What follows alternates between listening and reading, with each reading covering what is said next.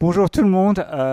Alors je vais vous parler de serverless sur AWS. Il y a des choses qui sont font du serverless en général, mais ça sera sur la stack API Gateway et Lambda de AWS. Euh, pour parler un peu du contexte dans lequel moi j'ai pas mal bossé dans cette techno, c'est quand je suis arrivé dans une boîte qui avait une appli mobile qui commençait à marcher de mieux en mieux, une appli iOS. Et ils avaient un tout petit back-end en Google App Engine, en Python 2 à l'époque, et en fait, ils voulaient augmenter les capables web de l'appli. Et ils n'avaient pas du tout de développeurs ou d'infrastructures adaptées. Donc j'ai un peu eu carte blanche pour commencer de zéro. Il n'y avait pas d'équipe infra, pas d'équipe ops. Et j'ai décidé de bouger vers le serverless. Alors pourquoi j'ai pas fait ça dans GCP? C'est que la boîte avait aussi de l'infra dans AWS et c'était un peu pour se rapprocher de ça pour dans l'avenir avoir de meilleures performances. Ça a bien marché. On a terminé avec trois applis mobiles, deux sites web, non, trois sites web qui utilisaient les mêmes API. Donc en 5 ans, ça a explosé et ça a bien lancé la culture microservice là-bas. Donc c'est une petite parenthèse. Et alors c'est quoi une lambda? Donc oui, vous le savez peut-être, c'est un service qui permet de faire des applications serverless. Donc il y a beaucoup, on peut utiliser Lambda pour beaucoup de choses. Moi, je vais vous parler d'un cas d'usage qui est le dernier que j'ai mentionné là, donc pour faire un back-end web. Mais on peut très bien utiliser ça dans plein d'autres cas, pour faire des cron jobs, de l'événementiel, des, des choses qui réagissent à des événements dans d'autres services AWS. Bref, c'est assez flexible. Euh, avec Lambda, on est limité à 15 minutes d'exécution, donc c'est pas pour quelque chose pour des tâches qui vont durer très longtemps. Euh, les avantages, c'est qu'on a moins besoin de s'occuper du runtime, donc de l'OS, des package systems, des patchs de sécurité, tout ce genre de choses, et de gérer l'infrastructure elle-même. Euh, on a de l'autoscaling par défaut. euh, en plus du scaling jusqu'à zéro. Donc, si on a des périodes où on n'a pas d'utilisateurs, on paye rien et on consomme rien, en théorie. Euh, on a aussi cette notion que j'aime bien de partage de serveurs. Donc, il peut y avoir un serveur qui fait tourner 100 lambda de 100 entreprises différentes, en théorie. Et donc, on évite d'avoir des serveurs. Au niveau écologique, je pense qu'il y a aussi un gain là-dedans. Et en plus, c'est vraiment pas cher. Quand on regarde la facture, c'est difficile de nier ça.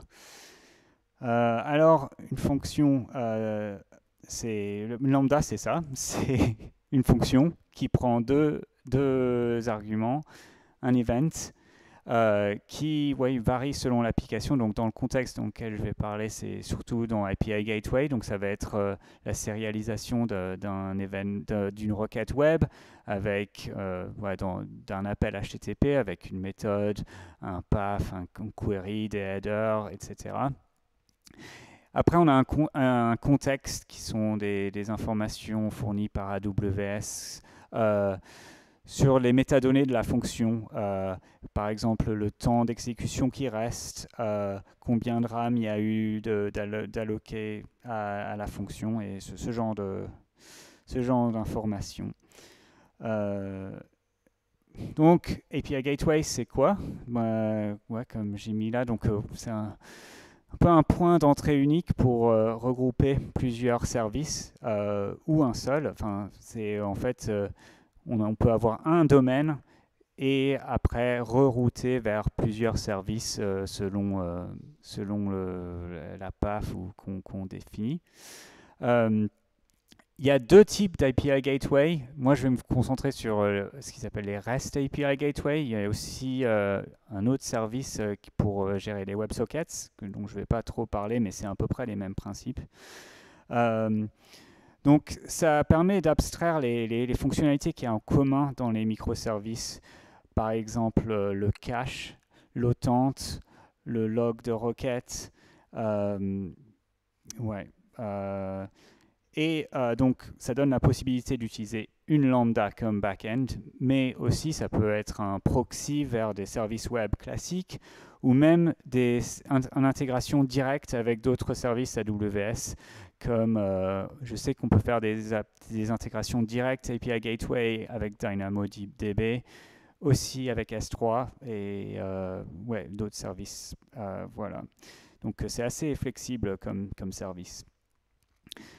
Si on revient vers notre fonction, donc là j'en ai un peu déjà parlé, mais bon, donc pour API Gateway, donc j'ai fait juste des petits exemples, mais donc l'event, il va y avoir un path, il va y avoir un méthode, il va y avoir des headers, et ce qu'on va renvoyer en retour, c'est quelque chose qui ressemble à une réponse HTTP avec un statut, des headers, et un body, etc. Voilà. Alors, on va dire qu'on veut créer un réseau social pour animaux de compagnie. C'est juste pour prendre un exemple. Et alors, donc imaginons qu'on veut créer une API qui permet de rajouter un nouvel animal.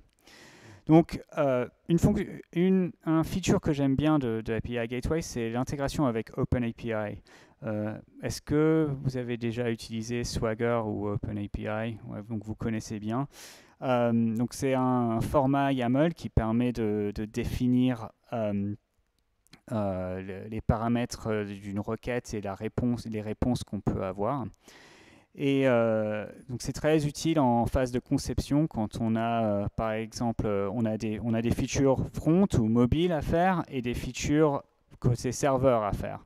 Et en fait, en gros, on peut se mettre d'accord, on fait un refinement, on dit, OK, voilà notre interface, on documente ça dans Swagger, et puis après, toutes les équipes peuvent aller bosser et enfin, on s'est mis d'accord sur ces contrats. Donc, normalement, quand on intègre tout du moment à ce que tout le monde a respecté le même contrat, tout va bien marcher. Donc, c'est pas mal pour découpler au début d'une feature.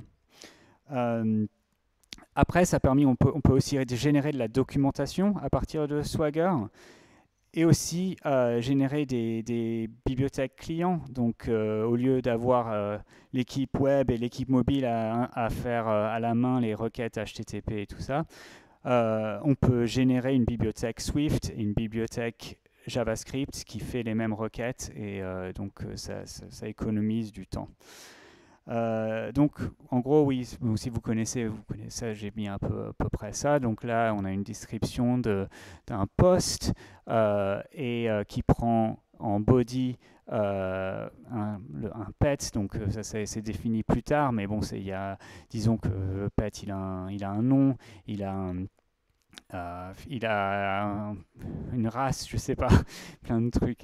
Mais et en réponse, donc on va renvoyer un 200. Si l'utilisateur a demandé du JSON, on va lui donner un JSON qui ressemble au même, dans ce cas, dans le même truc. Après, il y a des erreurs possibles aussi. Voilà. Donc ça, c'est le Swagger classique.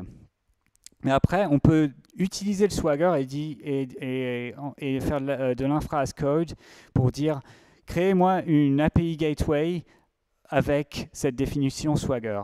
Alors pour ça, AWS, ils ont rajouté des métadonnées à mettre dans cette définition Swagger, donc par ici. Donc si je rajoute à ce que je vous ai montré avant, donc ça, c'est sans back-end, vous allez pouvoir avoir un endpoint qui répond comme vous le voulez. Donc ça va permettre de faire vraiment valider l'intégration côté front ou mobile. Donc là, on dit, OK, bah si on me demande une requête en format JSON, répondez avec le status 200. Et donc pour la status 200, répondez avec ce JSON-là. Donc là, on n'a pas utilisé Lambda du tout, on n'a que utilisé API Gateway avec l'intégration mock et donc on a déjà un serveur qui fonctionne en quelques lignes. Voilà. Donc après, on peut aller plus loin, juste encore sans faire de lambda du tout. On peut dire, OK, bah, on veut quand même que notre réponse soit un peu dynamique. Donc là, on va prendre on va définir une variable, input_root, qui prend ce qui a été passé en entrée. Donc comme on a passé un pet, comme notre schéma d'entrée, bah là, dans la réponse, on va utiliser ce qu'on a donné en entrée dans la réponse. Donc, ça veut dire que si on envoie un chat qui s'appelle Michel, bah, ça va renvoyer le chat qui s'appelle Michel.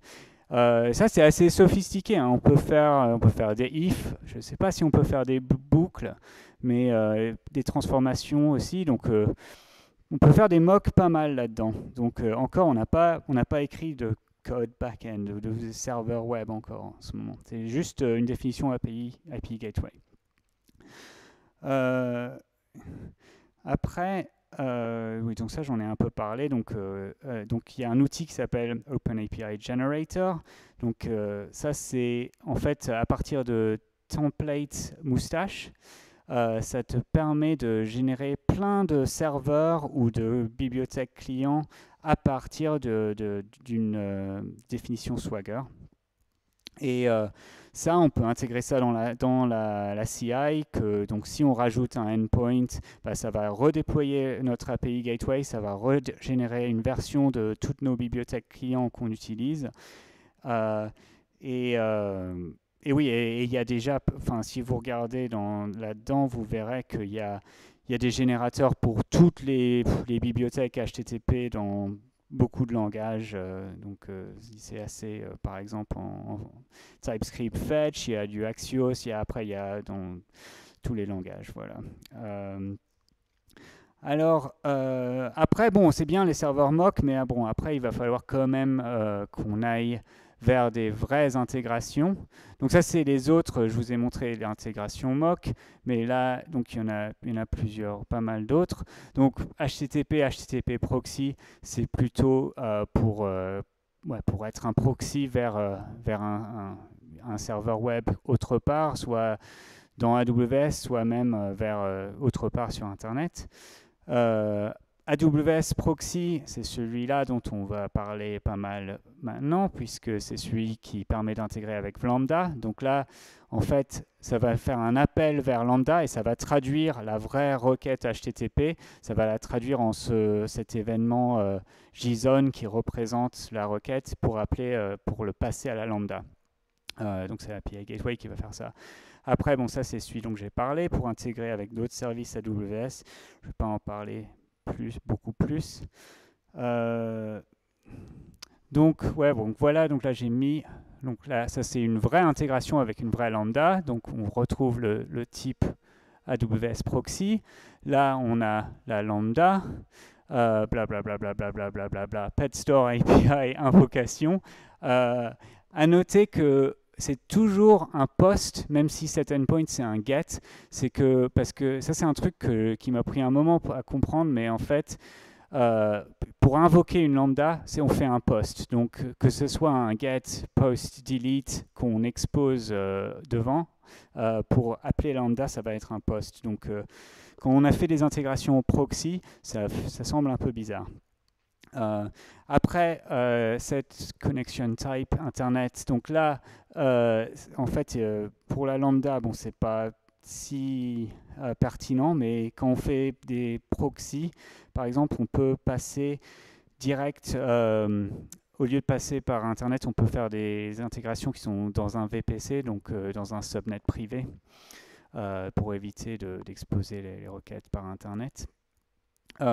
Et donc là, donc, il y a une petite implémentation de ça. Donc, on va prendre l'événement, on va la valider, on va la sauver dans une base quelconque et on va retourner une réponse. Voilà. Et c'est donc à noter que donc, dans notre back-end, notre lambda, il n'y a pas d'HTTP en fait, il y a juste une fonction qui ressemble à une requête et on donne en réponse un objet qui ressemble à une réponse. C'est API Gateway qui gère toute la partie réseau. Ok, ouais, donc un autre truc utile quand on fait du API Gateway en local, c'est que va falloir faire tourner ça sans AWS, parce que des fois on est dans le train ou des fois on n'a pas envie d'être toujours connecté, d'avoir une clé avec accès et tout ça. Donc AWS propose un outil qui s'appelle la SAM, qui est assez complet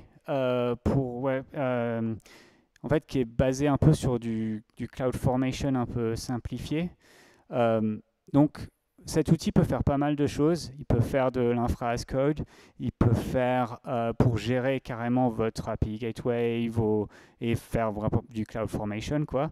Mais il sert aussi donc pour un peu pas un mock, mais simuler les services API Gateway et Lambda en local. Donc faire cette histoire de traduction entre un serveur web local qui tourne et la traduire et la passer à votre Lambda. Il permet aussi, donc on va voir plus tard, de simuler la partie hautante qui est importante. Oui, donc il y a aussi donc plus récemment, ils ont fait une intégration avec Terraform parce que il y a beaucoup de gens qui sont multi-cloud ou qui préfèrent utiliser Terraform pour gérer leur infrastructure. Donc, ils ont fait un espèce de plugin qui permet de gérer l'API Gateway en prod ou dans un vrai environnement AWS avec Terraform, mais quand même d'utiliser la partie locale SAM. Ouais, c'est pas mal. Ça veut dire qu'il y a un peu de la duplication, un peu de code, parce qu'il faut un peu faire une petite template pour définir la partie locale et la partie Terraform, mais c'est minime, donc c'est pas mal. Un autre outil utile pour le local, c'est LocalStack. Donc ça c'est un autre outil qui permet de simuler les services AWS, mais pas ceux que SAM propose, donc les autres. Donc souvent, vous allez écrire des applications serverless qui parlent avec d'autres services d'AWS, souvent DynamoDB, mais enfin tout RDS, S3, SQS, donc tous les services d'AWS. Et ça, pareil, ça vous permet d'avoir une implémentation locale pour pas avoir à communiquer avec des vrais services et vraiment faire du développement sans cloud. Voilà. Donc après, on a fait notre développement local. La prochaine chose qu'on doit faire, c'est préparer notre fonction pour la production, ou au moins pour le déploiement. Donc, ouais, donc il y a plusieurs stratégies différentes, mais en gros, le code doit être mis en zip. Et ça doit inclure toutes les dépendances. Donc si vous êtes en JS, tous les node modules, tous les pips, enfin tout ce que vous avez installé, ça doit être contenu dans ce zip. Après, donc Lambda c'est très flexible. Donc il y a des langages qui sont supportés par défaut, donc Node, Python, Java, C#, je crois.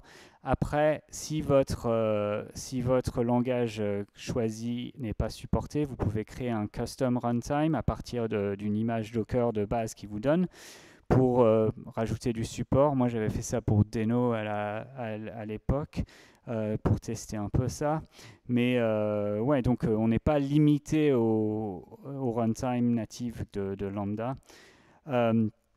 Après, un autre truc assez utile, je sais qu'on utilise ça à Bedrock, il me semble, les lambda layers. Donc des fois, on a si vous avez des dépendances binaires au système à inclure dans votre image, par exemple FFmpeg ou des choses qui convertissent des vidéos YouTube, par exemple, ça permet de rajouter des dépendances comme ça dans l'environnement lambda. Donc c'est utile pour ça. Euh, Après, une autre stratégie, comme le code front, c'est intéressant de bundler et de minifier votre fonction quand on fait des fonctions en JS. Parce qu'en gros, ça réduit le temps de... Parce que à chaque fois, c'est pas comme un serveur web classique où, ah oui, on va lancer le serveur et il va tourner, répondre à plusieurs requêtes, et donc c'est pas grave s'il y a un petit temps de démarrage. Là, le temps de démarrage, il arrive à chaque requête. Donc c'est important qu'on puisse parser le JS ou votre code applicatif rapidement, parce que à chaque fois, ça va le recharger. Oui, donc la minification et tout le tree shaking peut être intéressant là-dedans. Donc le fichier zip, il peut être créé à la main hein, avec des scripts faits maison, avec Terraform ou avec SAM. Il y a pas mal encore, ça dépend un peu de votre pipeline de livraison. Alors donc là, on a fait notre package, on a revu plusieurs stratégies. Donc après, un gros problème, dont on parle quand on fait du serverless, enfin du lambda surtout, c'est les cold starts. Donc comme je vous disais, donc à chaque exécution, théoriquement, c'est possible que votre code il exécute sur une nouvelle machine. Ça veut dire qu'il y a une nouvelle machine qui va télécharger votre code, qui va lancer le runtime, exécuter votre fonction et après la jeter à la poubelle. Et peut-être c'est un autre serveur qui va répondre à la requête précédente, non, suivante. Et donc, en réalité, ça ne se passe pas vraiment comme ça. Donc, votre lambda, elle peut être à chaud. Et si, par exemple, vous avez plusieurs requêtes par seconde ou même plusieurs dans la même minute, il y a un serveur qui va garder votre lambda à chaud et toutes les requêtes vont passer vers là jusqu'à ce qu'il n'y ait plus de requêtes. Et puis après que ça s'est calmé, peut-être qu'elle va être supprimée ou qu'il y ait une lambda avec plus de priorité. Elle va bouger vers un autre serveur, mais il y aura plusieurs requêtes qui vont exécuter sur le même serveur. Donc là, je vous montre un anti-pattern, donc ne faites pas ça. Donc ça, c'est la fonction lambda. Et ici, on crée une connexion MySQL. Et après, on fait un select. Mais ce qui est mieux de faire, donc la première chose pour optimiser, c'est de faire ça en dehors du handler. Parce que donc, si votre fonction lambda est exécutée sur le même serveur, cette partie-là, elle est encore en mémoire. Et ça veut dire ne pas quitter l'event loop une fois que la fonction est finie. Donc, ça veut dire qu'on garde cette connexion en mémoire et que les autres exécutions vont réutiliser ça. Donc, il n'y aura pas un temps qui bloque. On va que perdre ce temps une fois, la première fois qu'on initialise la connexion. Donc ça, c'est le premier truc qu'on dit, c'est de toutes les ressources qu'on peut initialiser, qui sont lourdes à initialiser, qu'on les fait face en dehors du handler. Déjà, ça, c'est une bonne première étape. Après, si la perf est vraiment importante pour votre lambda, vous pouvez utiliser ce qu'ils appellent Provisioned Concurrency. Donc ça, en gros, c'est juste, ça veut dire, donc comme je disais, des fois la lambda est gardée à chaud de toute façon, mais là, ça veut dire, non mais AWS, je vais payer pour qu'il y ait toujours, dans ce cas-là, une instance de ma lambda qui est toujours prête à répondre. Donc Là, on peut faire pas mal de tweaking, hein, et ça peut aussi être combiné avec des auto-scaling groups. Donc on peut dire, par exemple, j'ai une pic de trafic entre 2h et 16h. Ben, on peut dire que entre 2h et 16h, je veux qu'il y ait 5 instances de ma lambda toujours prêtes à répondre. Et après, vous pouvez la redescendre à 0 et ça, dans ce cas-là, ça va les popper un peu quand on a besoin. Donc on peut faire pas mal de réglages là-dessus. Euh, là où moi ça m'a beaucoup servi, c'est que récemment j'ai utilisé une lambda pour faire de l'inférence de modèles LLM. Et là, bon, le temps de démarrage pour LLM, faut charger plusieurs gigas en mémoire dans un modèle. Et ça, si tu dois le faire à la volée à chaque fois, pour chaque requête, ça veut dire que ça va te prendre longtemps.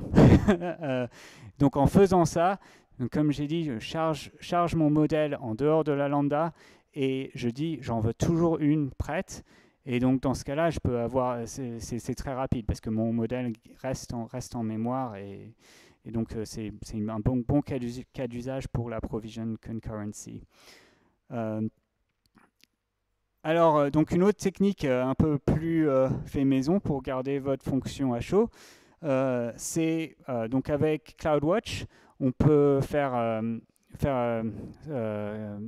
avec CloudWatch Events, on peut créer une règle qui, toutes les, je sais pas, 30 secondes, va appeler votre lambda. Donc au lieu de dire à AWS, garder toujours une fonction, une instance de ma lambda prête, on utilise un peu le fait que s'il y a plusieurs requêtes régulières, elle va rester up. Donc on fait des appels toutes les 30 secondes pour qu'elle reste à chaud. Ça c'est une autre façon peut-être un peu moins chère, je sais pas, pour garder votre fonction hot. Une autre technique, c'est de minimiser la taille de la fonction. J'en ai déjà un peu parlé, mais là, réduisez les dépendances, ça sert à rien. C'est pour ça que je parlais de ES-Build ou d'utiliser quelque chose qui va, si vous utilisez des grosses dépendances, quelque chose qui va enlever les parties que vous n'utilisez pas. Langage compilé par exemple, ou je sais pas, mais enfin, ça sert à rien d'inclure par exemple toutes vos dépendances dev ou ou toute une énorme bibliothèque pour faire quelque chose que vous utilisez qu'une fonction. Donc ouais, vraiment penser à réduire des choses. On parle pas c'est pas des serveurs monolithes, on veut des toutes petites lambda. Donc essayez de garder les dépendances au minimum. Et donc minifier le code. J'ai vu, il y a des gens pour, des gens contre. Après, moi, je sais pas, j'ai pas trop d'avis dessus, mais il y a un peu d'évidence que ça peut réduire le temps d'exécution, surtout pour des lambdas plus grosses. Donc après, là c'est fini pour les cold start. L'organisation un peu des lambdas, donc comme vous avez vu, une API, ça va pas. Déjà pour l'API PET, il va y avoir rajouter un PET, supprimer un PET, visionner un PET. Et donc, si on fait une lambda par endpoint, ça va commencer à faire beaucoup de lambda à gérer, beaucoup d'infra, des déploiements compliqués.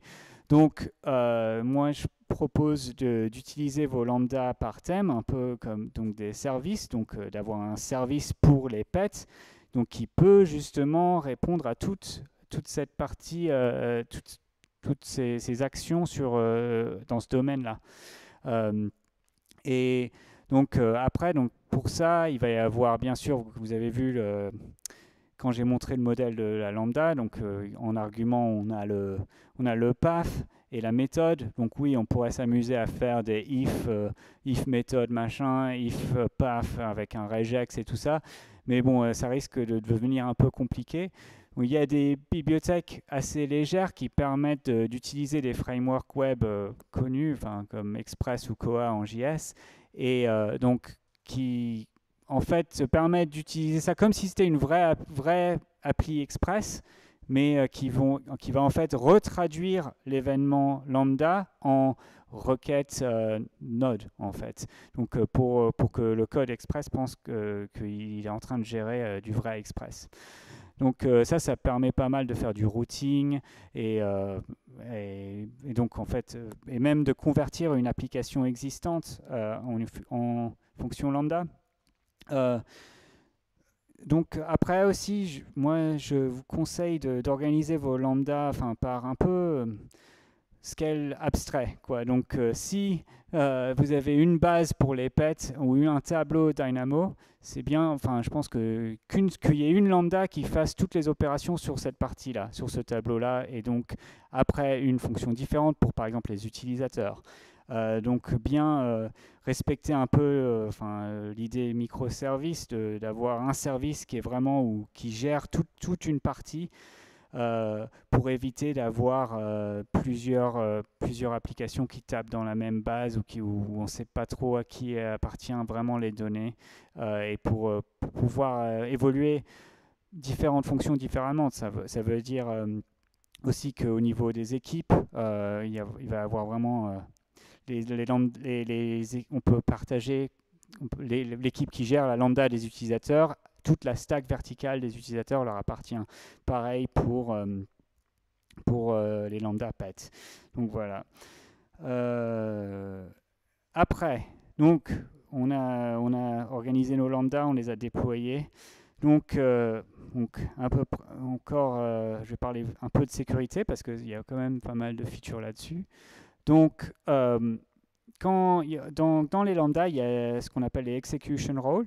Donc ça, c'est ce que la lambda a le droit de faire. À quel service AWS elle a le droit de parler. Donc là, ça c'est un rôle qui dit, OK, cette lambda-là, elle a le droit de parler à tout DynamoDB, tout le service DynamoDB.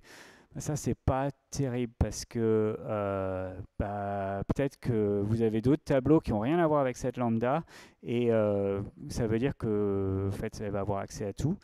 Donc, soyez vraiment, je ne sais pas comment on appelle ça en français, mais principle of least privilege, on appelle ça. J'ai essayé de traduire.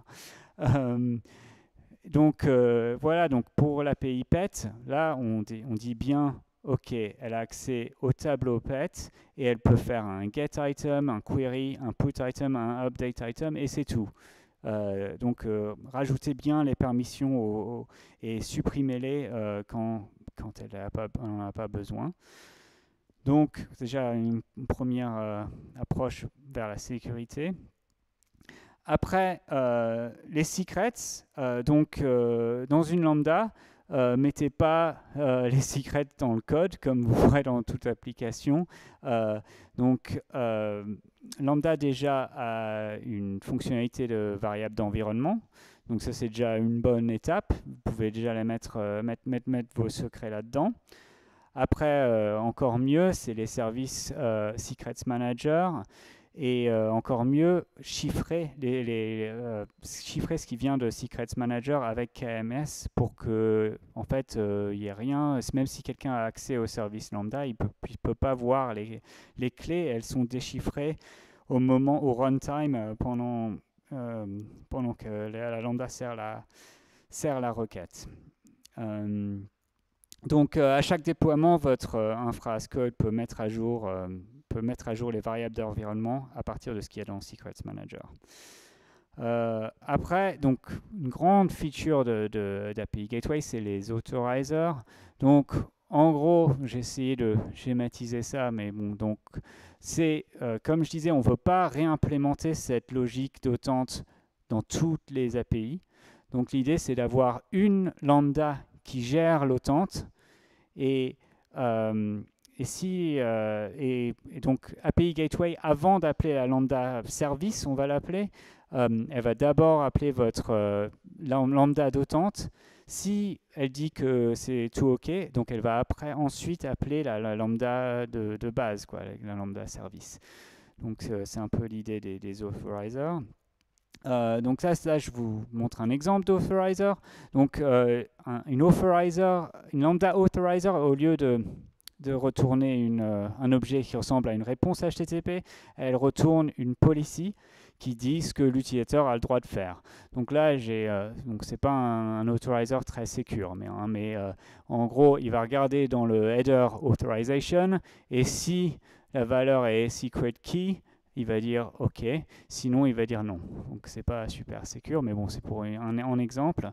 Et donc après, on va retourner, on va dire OK, donc ça veut dire que cet utilisateur a droit d'utiliser cette méthode. Donc une méthode, c'est genre par exemple post-pet. Donc ça peut être soit allow, soit deny. Donc souvent, là-dedans, on fait, en fait, dans le header authorization, on passe un GWT ou un autre token et on vérifie après s'il est valide. Après, AWS propose aussi un autre service qui s'appelle Cognito, si vous voulez mettre vos utilisateurs dans AWS, qui permet aussi d'être un service un peu comme ce qu'on utilise, je ne sais plus comment ça s'appelle, ce qu'on utilise chez Zenica, mais enfin qui gère toute l'autente, un service OAuth quoi. Donc vous pouvez aussi utiliser ça pour ça. Après, un API Gateway peut aussi cacher le résultat de cette policy pour ne pas avoir à faire, pour chaque requête que fait l'utilisateur, à re-exécuter ce code d'autante. On peut dire, OK, j'ai vérifié ce token il y a, je ne sais pas, 5 secondes. Donc, si je le revois, API Gateway, tu n'as pas besoin de me réappeler pendant 10 minutes. Donc ça veut dire que ça permet aussi de gagner de la perf parce qu'on ne fait pas exécuter tout le temps le même code d'autante. OK. Donc une autre fonctionnalité pas mal pour les authorizers, c'est que en plus de l'autante, ça permet on peut faire de l'autorisation ou de l'autorisation partielle.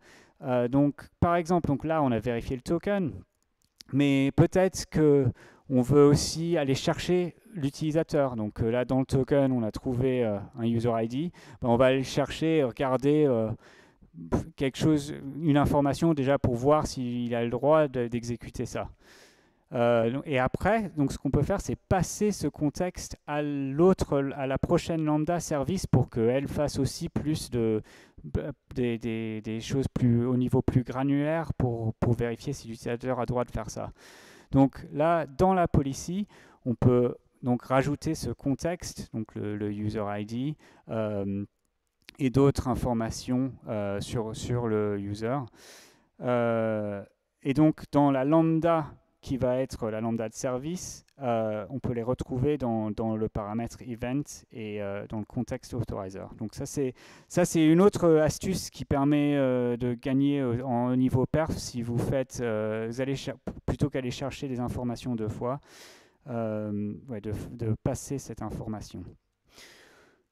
Donc après, donc il y a d'autres fonctionnalités orientées sécurité. Donc c'est possible. Donc il y a certains services AWS qui doivent être créés à l'intérieur d'un subnet privé, comme Elasticache, RDS. En fait, c'est possible de créer un lambda pour que elle soit à l'intérieur d'un subnet où sont ces ressources-là.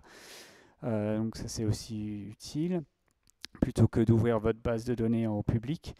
On peut faire du rate limiting dans API Gateway. Bon, c'est pas super, c'est un peu primitif. On peut juste dire je crois que c'est une IP peut pas appeler plus de je sais pas combien en X minutes. Donc, mais enfin, ça permet quand même de faire un peu de rate limiting là-dedans. On peut aussi avoir une API Gateway privée, donc qui n'est pas routable en public DNS. Donc ça veut dire que c'est juste une API Gateway interne ou avec un DNS privé. Donc ça aussi c'est pas mal au niveau sécurité.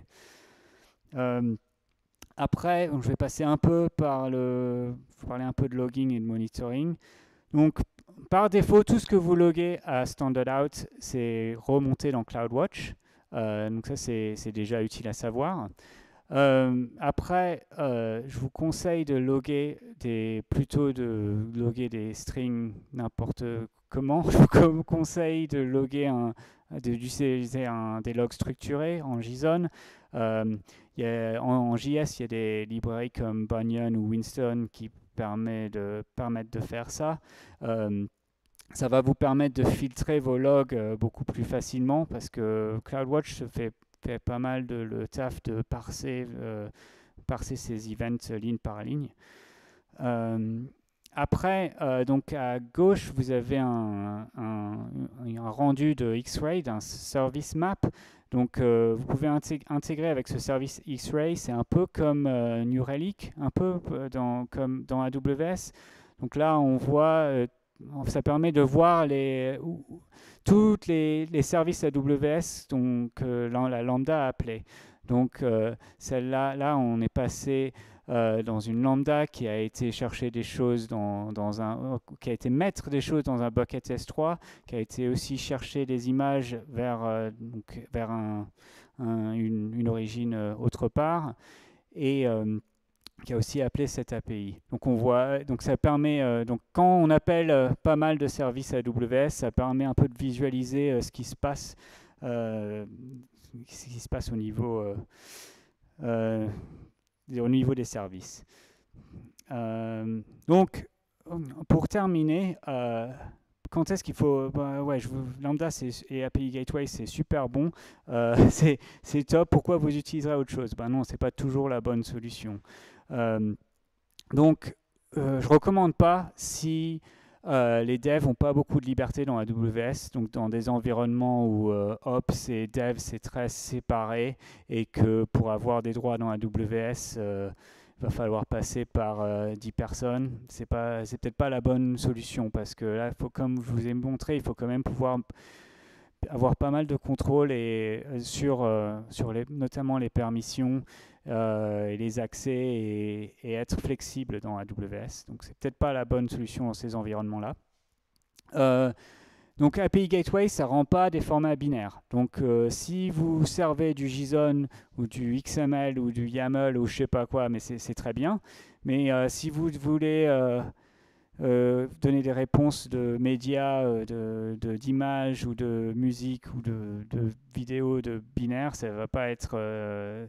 tout est encodé, c'est possible, mais tout est encodé en base 64, ce qui n'est pas terrible au niveau perf. Aussi, si votre application est liée, couplée avec les serveurs, c'est sûr que faire du serverless, c'est pas super parce que vous n'allez pas avoir des lambda sticky. Donc, c'est pas top pour ça. Et aussi, pour les applications lourdes, je recommande pas non plus. Et voilà, et c'est la fin de mon talk.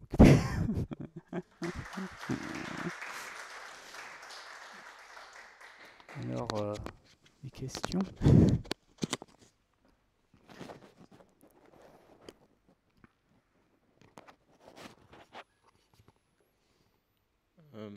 Au début, tu parlais de pourquoi vous avez choisi le serverless par rapport à non serverless. Est-ce que vous avez vraiment étudié jusqu'au bout et dire par exemple le serverless ça me coûte tant ou moins cher que du serveur en dur et ainsi de suite? Est-ce que vous avez fait cette étude-là? On s'est rendu compte, donc pour être le vrai voyage qu'on a pris, c'est qu'on est d'abord passé par API Gateway et ECS. Donc on a fait les premiers services comme ça. Et après, une fois qu'on avait fait ça, on a vu que ça marchait pas mal, on s'est dit, OK, là on fait du ECS sur Fargate. Et ça marche pas mal, mais en fait, nos applis sont super simples. Donc, on a tenté Lambda pour un nouveau service et on s'est juste aperçu que les coûts étaient beaucoup plus petits. Donc, on a migré après les services ECS vers Lambda et oui, ça nous a fait, au niveau coût de serveur, ça nous a fait une économie. Mais on n'a pas fait l'étude en amont des coûts. On aurait peut-être dû. Ouais.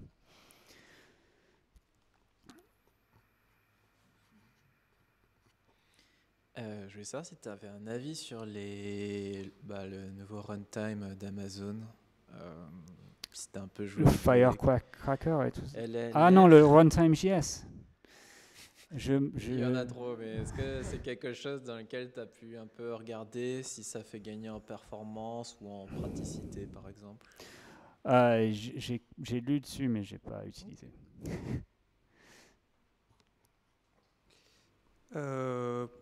Tu as utilisé un truc genre Terraform ou quelque chose du style pour déployer tout ça ou Nous, on a utilisé Terraform. Vous êtes full Terraform? Ouais, Okay. ouais, c'était tout terraformé. Il y a d'autres questions? Est-ce que c'est documenté ou est-ce que tu sais pendant combien de temps une lambda elle reste chaude, si on dit comme ça, et ou donc combien de temps on retrouve le cold start, tu vois? Non. C'est empirique et je pense que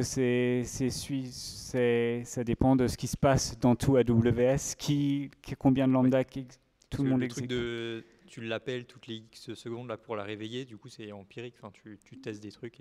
Ça a marché pour nous, et je pense que c'est avant qu'il y avait la provision concurrency, donc il y a des trucs de je parle dans mon talk qui sont plus récentes, donc à l'époque c'est ce qu'on faisait. Aujourd'hui, je pense que si tu veux vraiment être sûr que si tu as une demande de perf sur un endpoint, je mettrais de la provision concurrency sur cet endpoint-là, et plutôt que de faire du ping. Mais ça marche assez bien. Hein.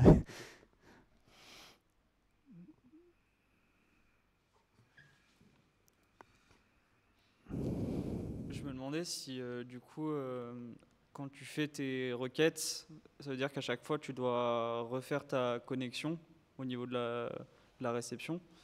Est-ce qu'il y a moyen de garder en cache cette info-là si tu as plusieurs requêtes dans ton app pour pas avoir justement ce truc de laps de temps de reconnexion qui vient du réseau finalement?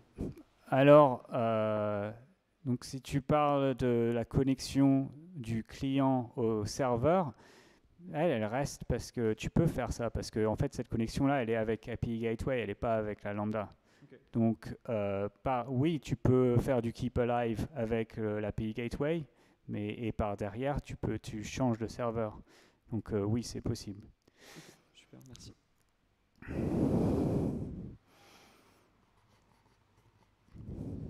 Tu les gères comment tes erreurs si jamais tu as une erreur côté lambda? L'API Gateway elle fait ça automatiquement, ou si je fais un get mais que ma lambda pète, je reçois quoi en réponse de mon API lambda, de mon API au Gateway? Pour moi, ça dépend. Il y a différentes stratégies là, mais moi je recommande de faire un try catch au début, en début de ta lambda, et tout ce qui se passe dont tu n'es pas au courant de gérer au mieux là-dedans. Et du coup, c'est toi-même, depuis ta lambda, qui renvoie un code 400 ou un truc du style, du coup? Oui, tu renvoies le status, et tu renvoies, ça te permet vraiment de contrôler. Après, tu peux faire, ça dépend, enfin, tu peux faire pas mal de trucs dans la configuration API Gateway, donc dire, OK, s'il y a une exception, transforme ça comme ça dans la configuration API Gateway. Moi, je pense que ça te couple de plus en plus vers API Gateway. Je préfère faire ça du côté applicatif. Mais après, c'est un peu un choix. Ouais, c'est parce que nous, on avait eu le même problème où on utilise plein de lambda. Mais le problème de la lambda, c'est quand il y a une erreur à l'intérieur, elle renvoie forcément une 500 à ton API Gateway. Et du coup, si tu renvoies pas de status code dans la réponse de ta lambda, tu pourrais jamais savoir si c'est normal ou pas, tu vois. Ouais, coup, moi je mettrais, en fait, comme je mettrais une template dans tes lambda de commencer par une try catch et de gérer les erreurs non attendues là-dedans, comme ça, tu n'as jamais ce cas-là.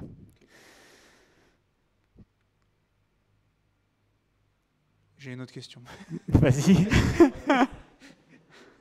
Je fais des lambda tous les jours. Donc, ton LLM, du coup, il tourne dans ta lambda? Ça, j'ai pas vraiment compris. Oui, donc comme j'ai dit, donc lambda, ça permet de créer des custom runtime à partir d'une image Docker. Donc, nous, on a une image Docker qui charge le LLM dedans, dans l'image. Donc, aussi assez récemment, ils ont élargi la taille maximale des images Docker qui peuvent tourner dans Lambda, ce qui fait que c'est intéressant pour l'inférence IA, parce que maintenant on peut tourner des images qui pèsent jusqu'à 10 gigas, donc c'est assez lourd.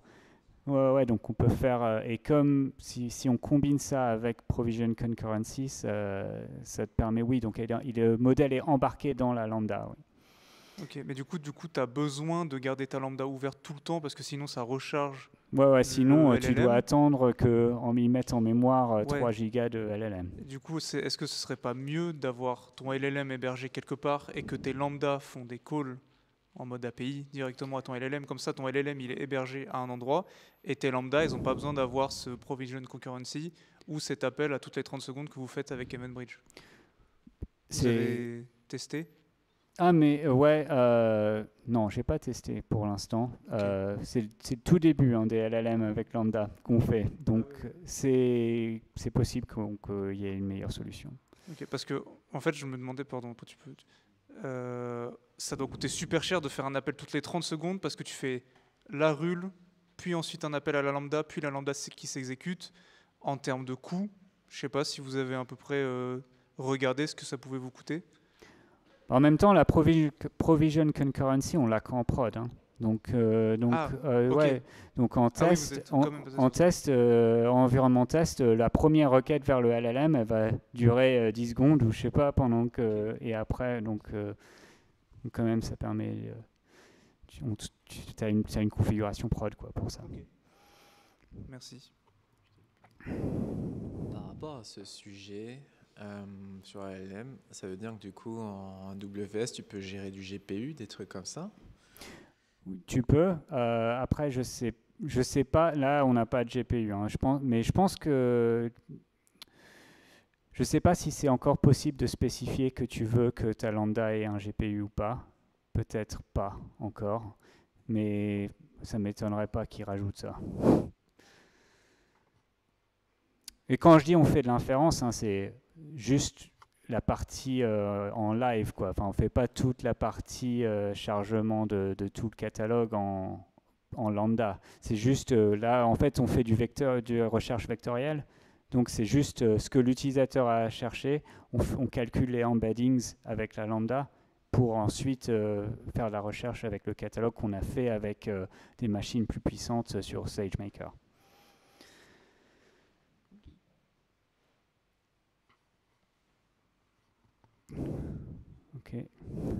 Ok. Bah, merci beaucoup.